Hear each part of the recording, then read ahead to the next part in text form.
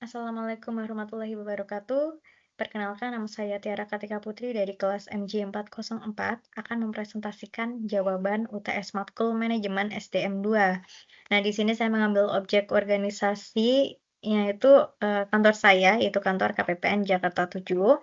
Nah, kita masuk ke deskripsi. KPPN atau Kantor Pelayanan Perbendaharaan Negara Jakarta 7 merupakan salah satu unit vertikal dari Direktorat Jenderal Perbendaharaan Kementerian Keuangan.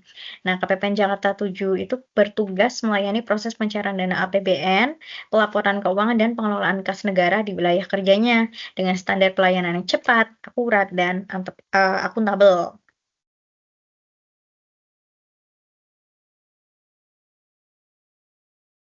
Lalu bagaimana pengalaman atau observasi terkait dengan aspek kepemimpinan? Nah, selama saya melakukan observasi di KPPN Jakarta 7, saya melihat bahwa kepemimpinan di sana dijalankan secara profesional dan terbuka. Nah, jadi pimpinan itu aktif memberikan arahan dan dukungan kepada pegawai, baik itu melalui rapat rutin maupun komunikasi informal atau biasa kita ada yang namanya CNC setiap semesteran. Tuh. Lalu gaya kepemimpinan yang diterapkan itu mendorong kerjasama tim dan fokus pada pencapaian target pelayanan publik yang optimal. Nah, kemudian saya juga melihat adanya budaya yang saling menghargai, di mana si pimpinan ini memberikan ruang bagi si pegawai untuk menyampaikan pendapat dan ide, serta menghargai kontribusi setiap individu dalam tim. Kemudian kita menganalisis berdasarkan teori manajemen SDM, itu ada 3 teori, konten teori, proses teori, dan reinforcement teori. Nah, untuk yang konten teori, jadi kebutuhan dasar pegawai seperti rasa aman, lingkungan kerja yang baik, dan hubungan yang positif antar pegawai itu terpenuhi dengan baik. Kemudian motivasi kerja itu juga ditingkatkan melalui pelatihan dan pengembangan. Biasanya kita ada yang namanya pengembangan kapasitas SDM atau pengembangan kompetensi SDM gitu, serta adanya kesempatan untuk berpartisipasi dalam kegiatan organisasi. Untuk proses teorinya itu terdapat kejelasan antara target kerja, tanggung jawab pegawai, dan hasil yang ingin dicapai. Nah, atau biasa kita sebut sebagai IKU, Indeks Kinerja Individu. Nah, itu di situ ada target kinerja yang harus dicapai, baik itu secara bulanan, triwulan, maupun semesteran. Ada juga yang tahunan. Kemudian, pegawai memahami bahwa kontribusi mereka akan mendukung pencapaian kinerja organisasi dan ada rasa percaya bahwa usaha mereka itu berdampak yang nyata, seperti itu.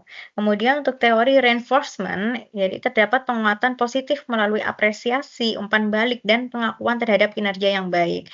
Nah, kalau di KPPN Jakarta 7, itu biasanya setiap triwulan kami ada yang namanya pemilihan best employee, pegawai terbaik. Itu dipilih 3 pegawai terbaik berdasarkan dari kinerjanya, lalu juga dari absensinya, dan juga kontribusinya di kantor itu bagaimana, perilakunya seperti apa, itu biasa dinilai lalu diberikan apresiasi berupa best employee yang nantinya akan berguna untuk karirnya. Kemudian lingkungan kerja yang mendukung menjadikan penguatan sosial seperti penghargaan lisan dan pujian menjadi bagian dari budaya kerja sehari-hari. Oke. Saran atau solusi realistis. Jadi mengembangkan program apresiasi yang lebih terstruktur seperti penghargaan bulanan atau sistem poin untuk menjaga motivasi dan semangat kerja gitu. Jadi meskipun sudah ada best employee ya, namun juga itu perlu untuk dipertahankan. Kan selama ini per tribulan, alangkah lebih baiknya mungkin bisa dibuat seperti bulanan agar mungkin setiap pegawai itu bisa merasakan menjadi pegawai yang terbaik, seperti itu. Dan meningkatkan motivasi kerja pegawai. Lalu yang kedua, melanjutkan program pelatihan kepemimpinan untuk semua level pimpinan agar gaya kepemimpinan semakin adaptif dan inspiratif. Yang ketiga, mendorong budaya mentoring antar pegawai agar terjadi transfer pengetahuan dan semangat kolaborasi yang lebih kuat. Selain untuk itu juga agar misalkan kalau ada pegawai yang cuti, itu bisa saling menggantikan satu sama lain.